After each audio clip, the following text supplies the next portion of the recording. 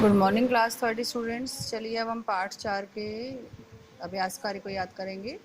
सही का निशान लगाइए, ठीक है, क्योंकि अभी आपको घर पर ही सुरक्षित रहना है और याद तो करना ही है आपको अपना कार्य, क्योंकि आपको पढ़ाई में पीछे नहीं रहना है किसी से भी। अच्छा, तो आप ये जितना भी कार्य मैं आपको याद करवा रही हूँ वो सारा आपको लिख कर भी देखना है। क, बच्चों को पिल्ला कहाँ मिला? बगीचे में, घर के बाहर। आपका उत्तर है नाले में।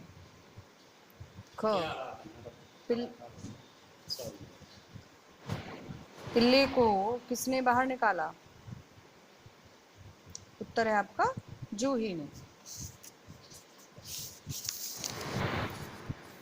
ग, भोलू को कौन ज्यादा करीब नहीं जान आने देता था? उत्तर है आपका दादाजी।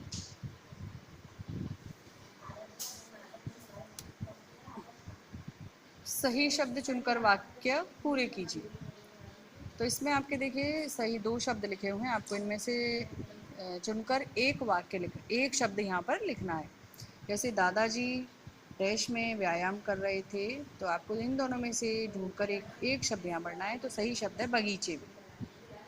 मनु पिल्ले को डैश से बाहर निकालने के लिए बेचैन हो उठा, नाले या गड्ढे? तो आपको लिखना है नाले। भोलू घर भर का प्यारा और डैश बन गया, चहेता या दुलारा? दुलारा बन गया। कुत्ता बड़ा ही वफादार होता है। अब एक बात ध्यान से सुनिए, कोई भी आप जब भी आप ये से याद करेंगे तो आप पता है कैसे याद करेंगे? पूरा वाक्य आपको पढ़ना है तब याद करना है। आपको ऐसे याद नहीं करना है कि क का उत्तर बगीचा, ख उत्तर नाला, नाले, ऐसे नहीं। ये गलत तरीका होता है। आपका सही तरीका है कि आप पूरा वाक्य पढ़ें, उस वाक्य में क्या शब्द आएगा उसको समझें, तब उसमें आप रिक्त स्थान की पूर्ति करेंगे। आप ऐसे क ख ग घ उत्तर ऐसे नहीं याद करेंगे, ठीक है। इसके बाद देखिए आपका आता है विलोम शब्द आते हैं आपके। विलोम शब्द है आपकी किताब में, जैसे सूखा, उल्टे अर्थ वाले अपोजिट वर्ड्स। सूखा, बाहर, साफ, आगे, ठंडा, छोटा, अच्छा, ज्यादा। तो विलोम शब्द आपको पता ही अपोजिट वर्ड, ठीक है। तो विलोम शब्द में आपको आते हैं वैसे तो, फिर भी मैं आपको याद कराती हूँ, आपको ऐसे लिखकर भी देखने हैं। सूखा, गीला, बाहर, अंदर, साफ, गंदा, आगे, पीछे, ठंडा, गरम, छोटा, बड़ा, अच्छा, बुरा, ज्यादा, कम। अब आते हैं, देखिए आपकी किताब में भी एक और एक्सरसाइज है जो आपको लिखकर देखनी है। बहुत सरल है, आपको याद हो जाएगा आराम से। आपको देखिए नए शब्द की रचना करनी है जिसमें दार शब्दांश जोड़कर एक नया शब्द बनाना है। जैसे ईमान प्लस दार, ईमानदार। शान प्लस दार, शानदार। दुकान प्लस दार, दुकानदार। वफा प्लस दार, वफादार। जान प्लस दार, जानदार। ये देखिए इस तरीके से आपको याद करके लिखने हैं ये।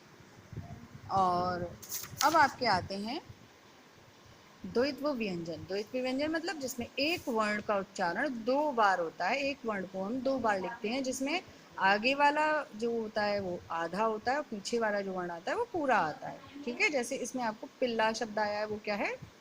उसमें ल वर्ण की आवृत्ति 2 बार हुई है, तो ये क्या है? द्वैत्व व्यंजन है। और आपको अपने किताब अपने इस चैप्टर में से 3 शब्द ऐसे छांटने हैं। तो ये देखिए दिक्कत, गद्दी, पट्टा। दिक्कत में 2 बार क, दो इसमें 2 बार द है, और फिर इसमें 2 बार ट है। पिल्ले को घर लाने में कोई दिक्कत नहीं हुई, पिल्ले के लिए साफ गद्दी बिछाई गई। आप कुछ और वाक्य भी बना सकते हैं। भोलू के गले में एक पट्टा डाला गया, ठीक है।